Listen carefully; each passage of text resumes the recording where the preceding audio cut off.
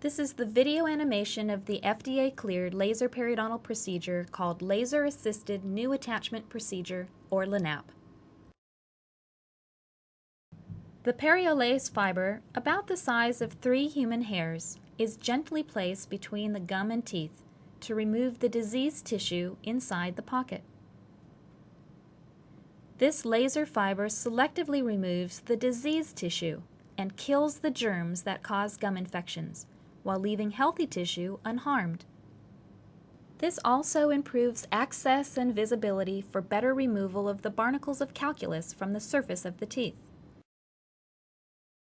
Tiny ultrasonic root cleaners vibrate these deposits away and flush them out with antibacterial rinse.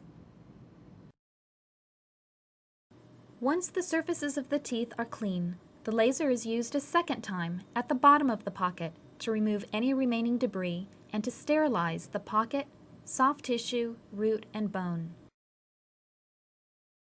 This also causes the blood to become sticky, creating a seal around the teeth.